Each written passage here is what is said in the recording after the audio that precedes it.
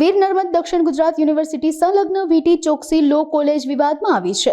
એક વિદ્યાર્થીને ગેરકાયદેસર રીતે રેકોર્ડમાં ફેરફાર કરીને ફર્સ્ટ ક્લાસ સાથે પાસ કરાવવામાં આવ્યો હોવાના આક્ષેપો કરવામાં આવ્યા છે। VNSGUનો નાપાસ વિદ્યાર્થી 6 માસમાં ફર્સ્ટ ક્લાસ આવી જતા વિવાદ સર્જાયો છે।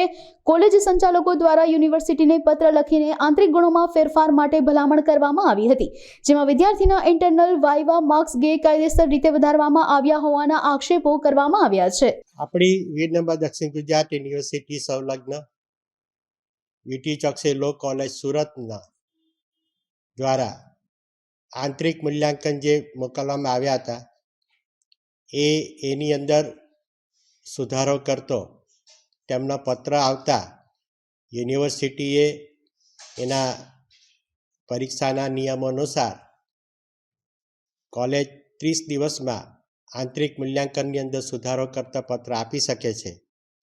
એને ધ્યાને લઈને એ સદરહુ વિદ્યાર્થીનું પરિણામ જે છે એની અંદર 2 માર્ક એ કોલેજની આંતરિક મૂલ્યાંકનના સંદર્ભમાં ઉમેરતા વિદ્યાર્થી રાષ્ટ્રીય શિક્ષણ નીતિ 2020 અંતર્ગત વિદ્યાર્થી જે હોય છે એને આંતરિક મૂલ્યાંકનમાં પાસ થવું ફરજિયાત છે, એટલે તેમને નાપાસ જાહેર કર્યા હતા।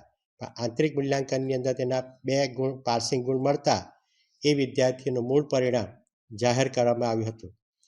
આ આંતરિક મૂલ્યાંકન મોકલવામાં કોલેજની જે બેદરકારી જે છે તે ખૂબ જ ગંભીર છે અને કોલેજોની સામે આ સંદર્ભની અંદર યુનિવર્સિટી જે તે કોલેજને હંમેશા એ ઠપકાનો કાગળ એ આપતી જ હોય છે।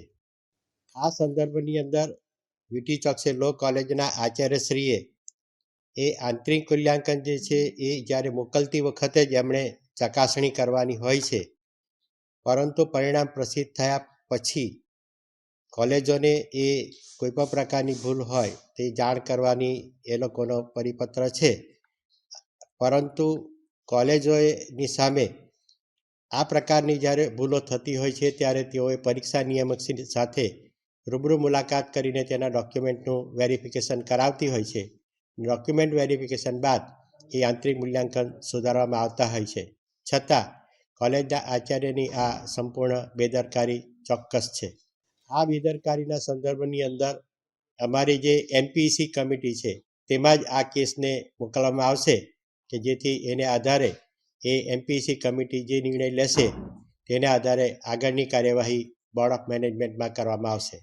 ના, કારણ કે આંતરિક મૂલ્યાંકન જે છે એ મોકલવાની જે છે એની અંદર એ જે કંઈ છેડછાડ થઈ છે તે ત્યાં કોલેજ કક્ષાએ જેણે પણ આ માર્ક તૈયાર કર્યા હોય તે કક્ષાએ યુનિવર્સિટી કક્ષાએ કોઈ એની છેડછાડ નથી। આ જે કંઈ છેડછાડ જે છે તે એ કોલેજ કક્ષાએ આચાર્યશ્રીના જે કોઈ સ્ટાફ દ્વારા તૈયારી થઈ હોય ત્યાં ચોક્કસપણે છેડછાડ થઈ હશે અને એમની સંપૂર્ણ ભૂલ છે। આ બાબતે NPEC કમિટીમાં જેણે આ માર્ક તૈયાર કર્યા છે તેમને રૂબરૂ બોલાવીને જ આગળની કાર્યવાહી કરી શકાશે।